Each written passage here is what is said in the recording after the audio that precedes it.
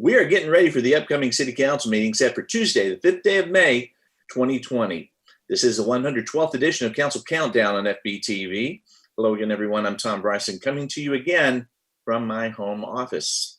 During the next few minutes, we're going to go into detail on the upcoming City Council consent agenda and run down other items on the regular agenda at this first regular meeting in May. First up, after ceremonial items and a report on study session, members of the council will consider items placed on the consent portion of the agenda. There are 5 items on the May 5th consent agenda. Agenda item F1 is to consider approving the City Council meeting minutes for April 21st. Item F2 is to consider adopting resolution number 2020-050, authorizing the city manager to approve the purchase of a generator for the Keenan Service Center in the total amount of $59,665 from Lofton Equipment Company through the HGAC contract.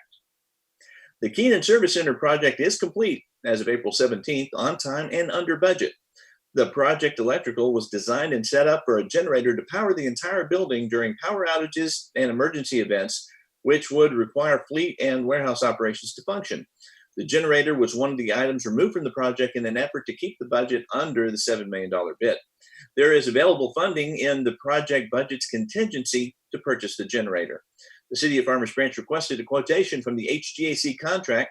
City administration evaluated the quotation as to meeting specifications and desires to award the purchase of the generator to Lofton Equipment Company in the total amount of $59,665. City administration recommends adopting resolution number 2020-050. Agenda item F3 is to consider approving resolution number 2020-053, denying Encore Electric Delivery Companies LLC's application for approval of a distribution cost recovery factor to increase distribution rates within the City of Farmers Branch. On April 3rd, Encore Electric Delivery filed an application for approval to amend its distribution cost recovery, or DCRF, with each of the cities in their service area. In the filing, the company sought to increase distribution rates by $75.9 million annually. That is an approximate 88-cent increase to the average residential customer's bill. This is Encore's 3rd DCRF filing under a law adopted in 2011, allowing electric utilities to file limited review cases. Farmers Branch is an electric utility customer of Encore and a regulatory authority with an interest in Encore's rates and charges. The Encore City Steering Committee is a coalition of similarly situated cities served by Encore that have joined together to efficiently and cost-effectively review and respond to electric issues affecting rates charged in Encore's service area and matters before the Public Utility Commission and the courts. The resolution authorizes the city to join the steering committee to evaluate the filing, determine whether the filing complies with law, and, if lawful, to determine what further strategy, including settlement, to pursue. The steering committee has engaged the services of consultants to review the company's filing and identify adjustments that should be made to the company's request. The steering committee's attorneys recommend that all members adopt the resolution denying the requested relief. City administration recommends adopting resolution number 2020-053.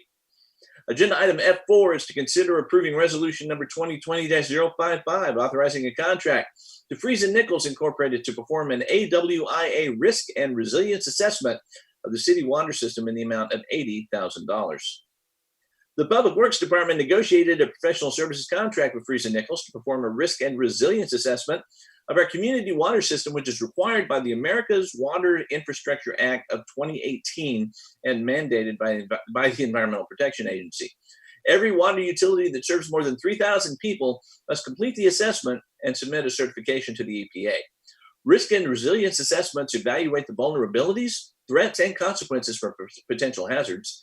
These include natural hazards and malevolent acts, resilience of water facility infrastructure, including pipes, barriers, water sources, storage, and distribution, computers and other automated systems, monitoring practices, financial systems, chemicals and operations, and maintenance.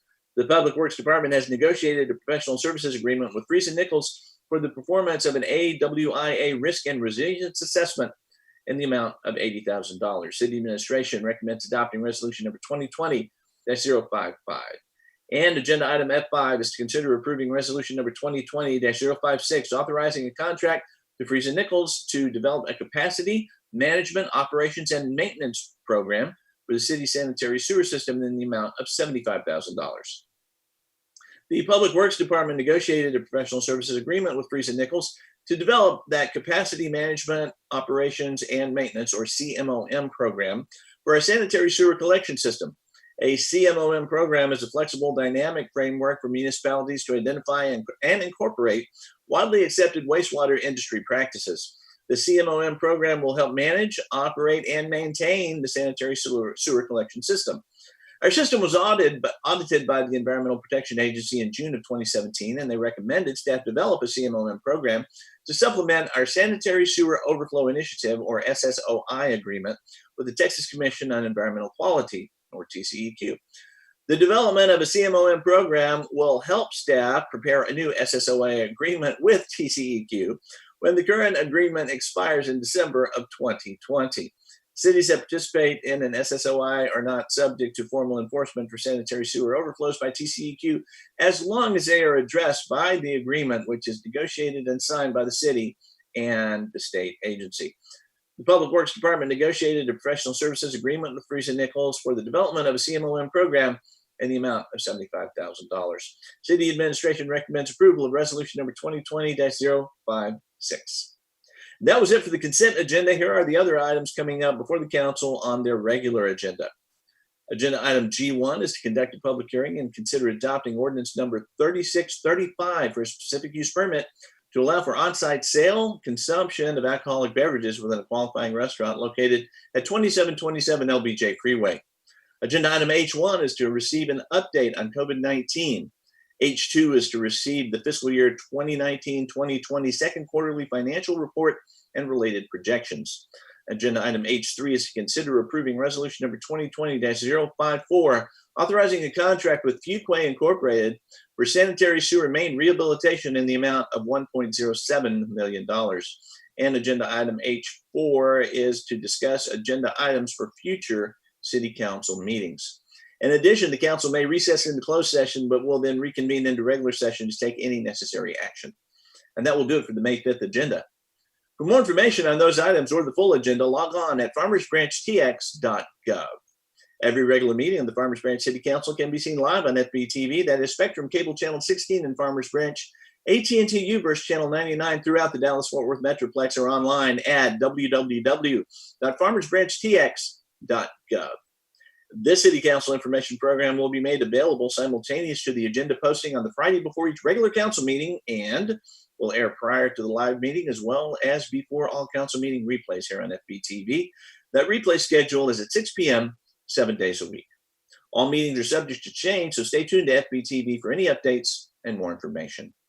In the meantime, the May 5th meeting of the City Council starts at 6 p.m. this Tuesday evening. Until then, I'm Tom Bryson. You're watching continuing coverage of the Farmers Branch City Council on FBTV. Please stay with us.